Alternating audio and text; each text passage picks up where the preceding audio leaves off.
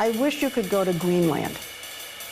Watch these huge chunks of ice just falling into the ocean, raising the sea levels. The flooding, and all the evidence says the Met Office points to climate change.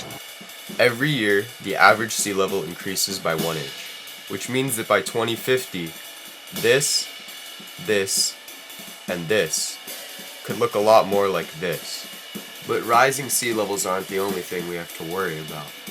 Climate change destroys habitats, causes ocean acidification, and contributes to natural disasters like fires and hurricanes, to name a few things.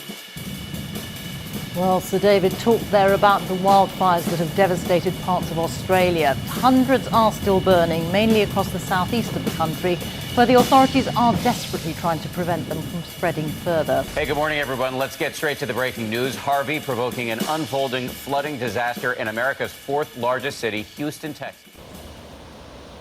Welcome to Bolinas, California, a small town about an hour north of San Francisco, full of surfing and beautiful forests. Like most of the world, Bolinas faces its own set of problems linked to global climate change, the most predominant being erosion.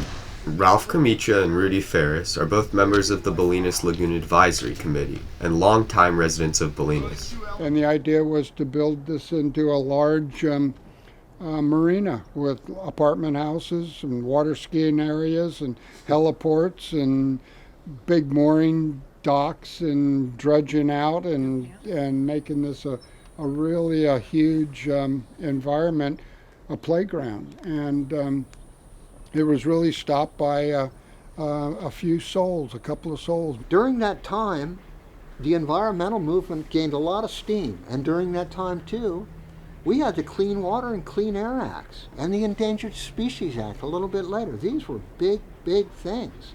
Well, I think that what we're happening is, as the sea level rises, we are going to see some real changes in erosion. Definitely, you live in one of the ground zero areas where you'll see it. Like you said, there's a lot of erosion on those coastal bluffs. Some of it's been slow, like the one just above the little mesa that looks out on the beach. There's that one house that sits, it looks like it's going to fall any day.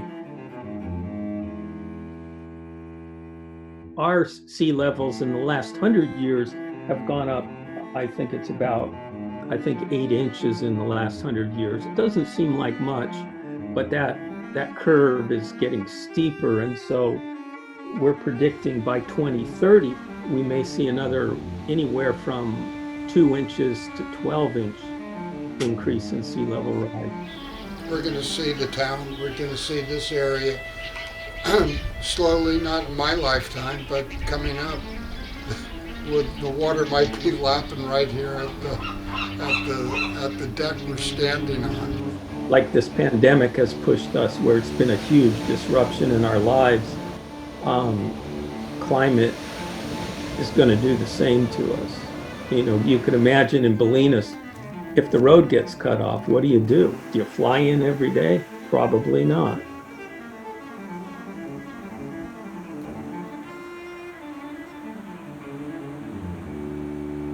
All of us have an obligation to change our lives with our consumption and how we look at where we are today going forward.